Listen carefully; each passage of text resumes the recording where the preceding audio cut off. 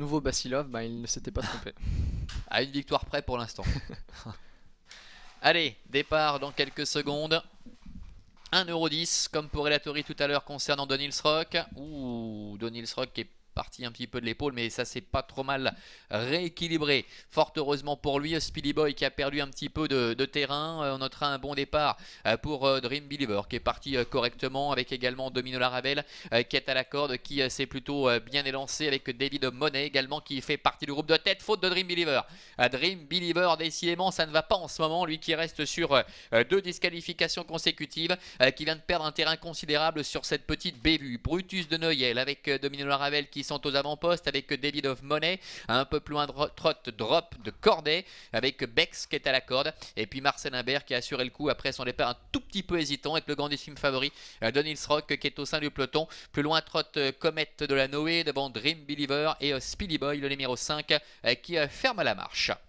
Comme tout à l'heure, c'est un peloton qui est en file indienne, avec Sylvain Cruzy, Brutus de Noyel qui dirige la manœuvre, mais Drop de Corday se les cale maintenant avec Nathalie Gonin qui décide de tenter de passer la vitesse supérieure pour rejoindre le groupe de tête et venir à la hauteur de Domino Laravel. Un peu plus loin, trotte David of Monet qui est en 4e position, devant Bex qui est à la corde. Donils Rock est en léger retrait, suivi encore par Comet de la Noé avec Dream Believer ainsi que le numéro 5 Speedy Boy.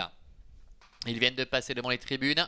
Il leur reste encore un tour complet à effectuer, avec Drop de Corday qui vient à la hauteur facilement de Brutus de Noyel. Sur un deuxième rideau, trotte Domino Laravel, avec également David of Monet qui se décale pour venir maintenant pratiquement à sa hauteur. Un peu plus loin, trotte Bex avec le favori Donils Rock, la casaque rouge manche jaune qui vient tout près, la casaque d'Axel Wend, et qui précède également encore notamment Comet de la Noé, ainsi également que Dream Believer.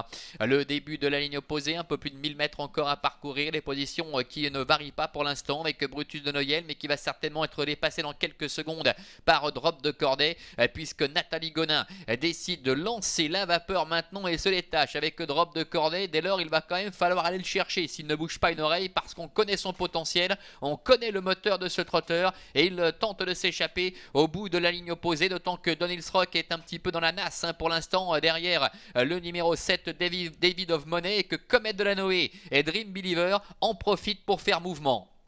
Mi-tournant final, Drop de Corday, Comet de la Noé, Dream Believer, suivi encore par le favori Donils Rock qui est en 4e position. On connaît ses talents de finisseur, il s'annonce maintenant le favori avec Marcel Imbert qui est 4e, entrée à la ligne droite avec en dehors Dream Believer maintenant qui tente de prendre l'avantage, Drop de Corday qui est à la corde, Comet de la Noé qui ne lâche rien au centre avec Donils Rock le favori qui tente de s'infiltrer au centre, Donils Rock qui est lancé par Marcel Imbert qui s'infiltre entre Comet de la Noé et Dream Believer qui tente de contrer l'attaque de Donils Rock, il y parvient pour le moment. Dream Believer, Marc-André Beauvais qui repart de plus belle face à l'attaque de Donils Rock, avec Marcel Imbert qui doit assurer pour finir.